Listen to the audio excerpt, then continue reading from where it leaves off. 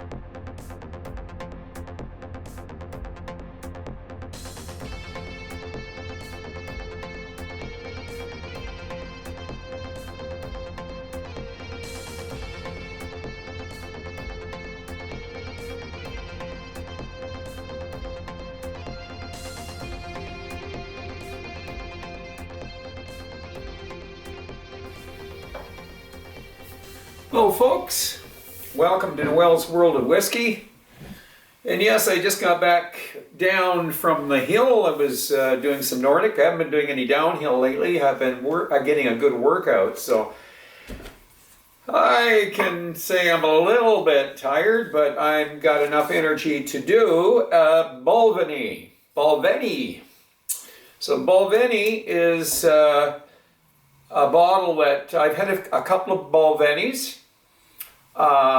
Sometimes I have a hard time affording them.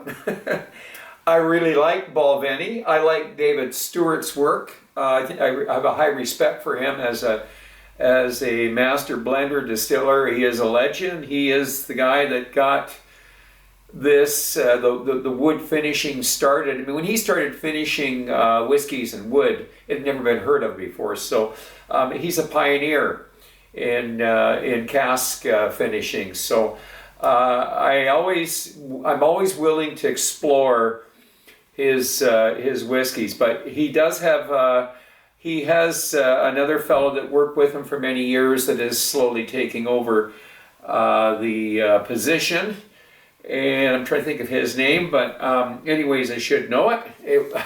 I will mention it in the video. I usually can remember it, but anyways, David Stewart. His whiskeys, I've liked them, most of them. So we are going to do the Caribbean Cask. And what can I say about the Caribbean Cask? Evidently, David Stewart, he got his own barrels, which he mixed his own rum, or we'll say it was West Indian rum. He mixed that rum, created his own blend, filled the barrels, and then he emptied the barrels, and I'm not sure what he did with the rum, and he filled them with whiskey. And this is what we have. Balvenie Caribbean Cask, 14 years old. 43%, I believe, and I didn't see anything on here about coloring, and there isn't, it doesn't have a deep color, it's more of a tea color, so I don't, if there is coloring added, it's very little, and certainly with a Caribbean rum cask, you're going to get a lot of color, so I'm going to say that there is no coloring in here, and if there is, there's very little. As far as non-chill filtered, well, I believe this is a 43%. Most 43s, they do chill filter them to get that consistency so that they don't get misty when you add water we're seeing more distilleries getting away from that and putting on the container or on the bottle itself to expect some mist because it is non-chill filtered. I'd like to see all the companies do that, but you know, they're in the money-making business and they have a reason to do it, and I will stop talking about it. So anyways, let's get into the palate.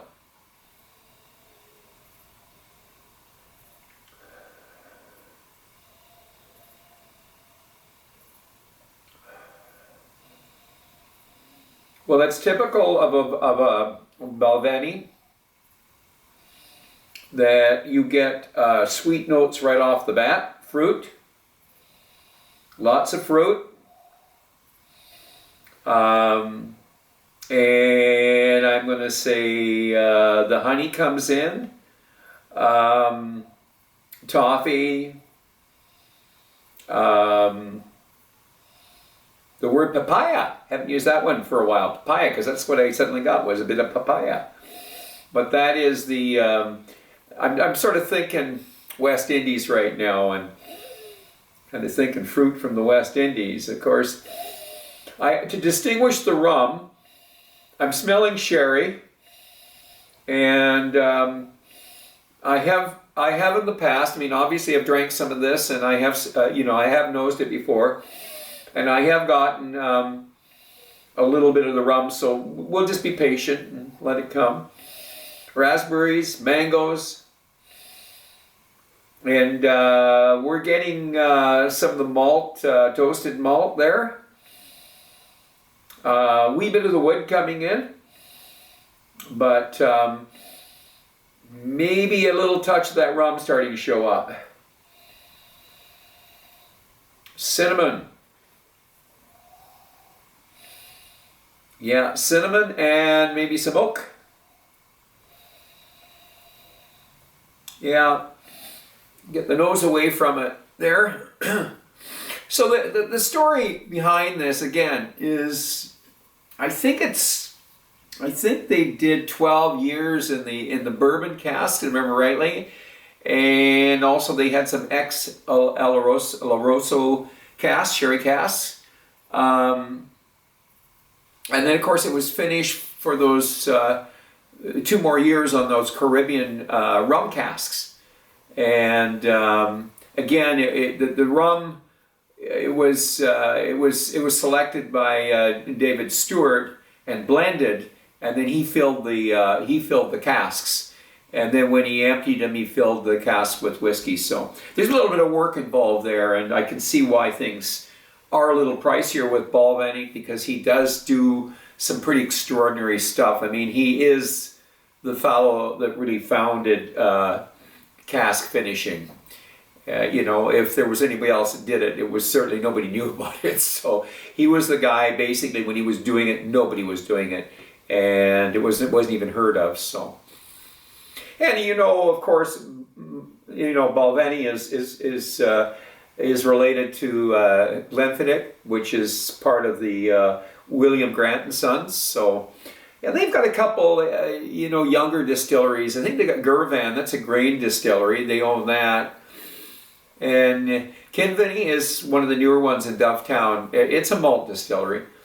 It's not that old. I think it was 1990 when it was started. But and then I think they have Tullamore over in Ireland. And they do a lot of different bottlings. I mean, they're behind Monkey Shoulder. Grant's is, it's a famous whiskey, and it's big in the States and all that. And I think it's number 3 in the world. So as a blended whiskey. Anyways, back to the nosing. Ooh. Yeah, very buttery and rich.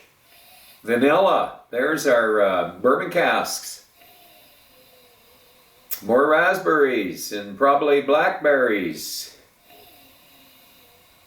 But they're sweet. They're ripe. And here comes the honey too. there's something nutty too that's going on here. So I think I mentioned some of my other. I get a little confused on the nuts there, and something, and I know what it is now. It's the macadamia nuts. I eat a lot of macadamia nuts, and they're quite unique. And sometimes I identify some of my malts with macadamia nuts because I'm a macadamia nut fan. So, anyways, it's time for the palate. Sláinte.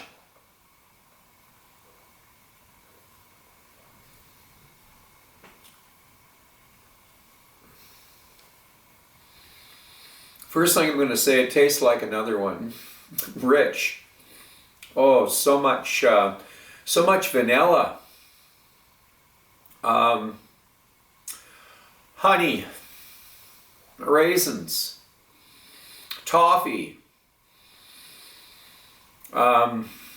Just blasting you with it. It's rich, very rich. No wonder why I'm not tasting the rum. It's getting drowned out with the vanilla and the honey notes and the raisins and the dried plums, and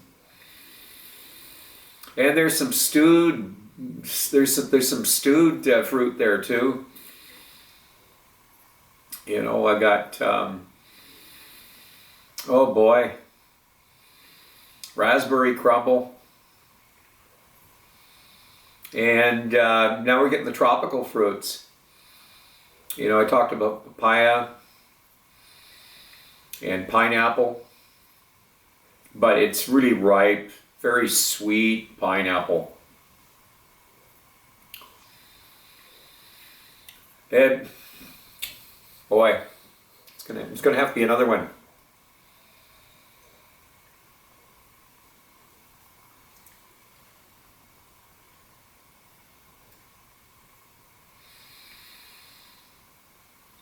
Now I'm getting the cinnamon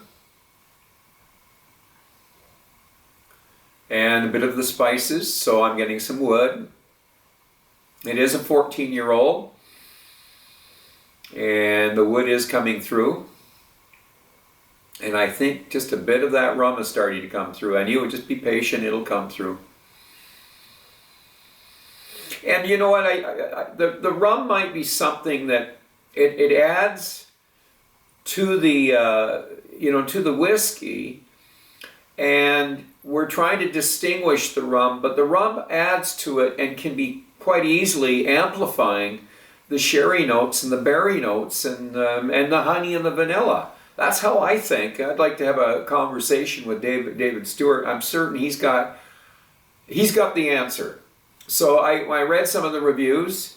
The reviewers get critical, and you know, and I always, you know, I get a little bit, you know, sort of, I don't want to say arrogant, but I question their authority on some of the stuff that they say, because, you know, I have a lot of respect for the people that make these whiskeys that I enjoy and the work they put into it and the knowledge they have. And I try to learn from that. I try to learn from my own tastes. But I'm not making these whiskeys, and understanding cask finishing and understanding... One of the reviewers said, I can't taste the rum. I don't know why they finished it in rum. And I just thought that was kind of shallow, because there's a reason why he finished it in rum. You know, they're experimenting with casks all the time. There's quite a few companies doing that today. Look at Tomatin. They're going places just like David Stewart did. They're going places a lot of companies haven't gone. So did the Port Charlotte, your Bruichladdich distillery. It was doing stuff with wine that nobody else had done, and you get a guy like Mark Rainey who works in the wine trade and whiskey trade, and he says, why can't we? And I'm certain that the guys at Tomatin are saying the same thing, and I think that's what David Stewart was looking at, is why just finish it in bourbon casks, you know? So you've got to try stuff, and you try a rum cask, and then suddenly everybody's doing rum. You know, I've tried quite a few different rum casks, just as, you know, you try different port casks, you try Marsala casks. you're not just doing Oloroso and a Menace cask, you've got to do a Madeira cask, and so on and so on. So I am open-minded about how these blender distillers play with casks. And the good ones, you betcha I respect them because I enjoy their whiskeys. So I guess I'm defending this. I read some reviews, and everybody has, an honest and fair opinion. As long as it's an honest opinion, and sometimes it can't be well educated. People are only as educated as they can be, but you always try to be a little more educated. And that's what I'm trying to do. I'm trying to become more knowledgeable, and I'm an old guy and I've been doing this a long time, but I think I'm working harder at understanding Scotch whiskey, what makes a Scotch whiskey so good, and why does our palate play games with us when one day we are having a great time with a whiskey and another day you're working pretty hard trying to get through it, and it does happen. So I can respect the fact that people might, in the middle of a review, it might be an off day, but so many of them blame it on the whiskey. Oh, this whiskey is off, That's why I always give whiskeys several chances. I don't just give them one chance. I give them several chances because I could have an off day. So, anyways, let's go to the finish.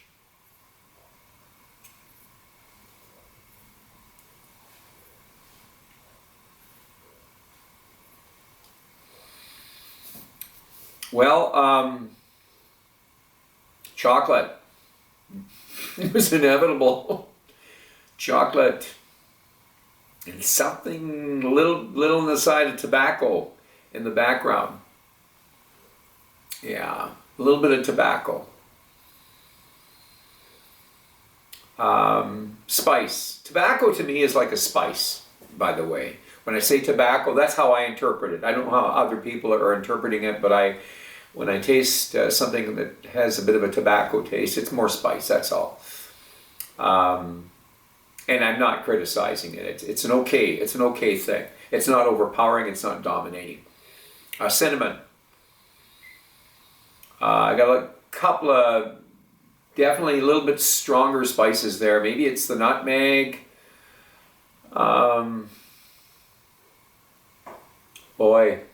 Paprika.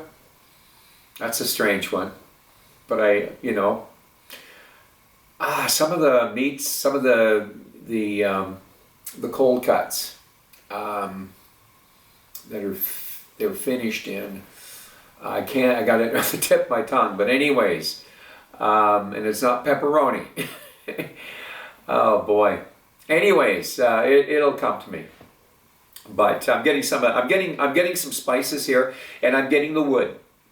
I mentioned cereal notes before. A little bit of the toasted malt, almost like a toasted barrel, delivering toward the finish here. But repeat of the palate for sure. The sweet notes, I haven't mentioned the sweet notes because they're already there. They were there in the beginning. They've never completely left. I think, how long have I talked? We're slowly losing our finish. It's dissipating, so there's not much else I'm going to be able to nail on the notes, but I will say that at the beginning, there was some sweet stuff going on. I just didn't mention it. But so the finish isn't super long on this. It's not super short either, but it's short to medium. That's what I'm going to say. So this one's for me.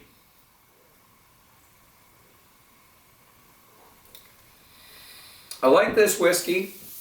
I'm a Balvenie fan, and I would look at it as I'm going to give it an 85. I definitely keep this in my wheelhouse When I run out, I might go out and grab a double wood. I'm not sure what I'm going to grab, but I'll grab another. I have never tried their peated whiskey, probably because there's just too many peated whiskeys out there, so I'll probably continue and go after what I think David Stewart does best, and that's his cask finishing on his non-peated whiskeys have always been my go-to. And maybe he does a great peated whiskey, but I can't afford everything. So I will probably, when this disappears, I'll probably go out and get something similar to the double wood. But anyways, I like his whiskeys. I recommend them. I recommend Balvenie. I think Balvenie is a classic. It belongs there just like a Macallan's, just like a Glenfiddich, a Glenlivet. It is something you should have on your shelf. I do put it sometimes a little above those other whiskeys in its identity. And I do think that when you have a master distiller who has spent 47 years with the same distillery, I mean, that's a lifetime. So, and he's done some pretty incredible things with that distillery. So, anyways, let's call it an 85. And I'm going to ask you to drink intelligently, drink wisely, and do not drink and drive. And until the next time, so much.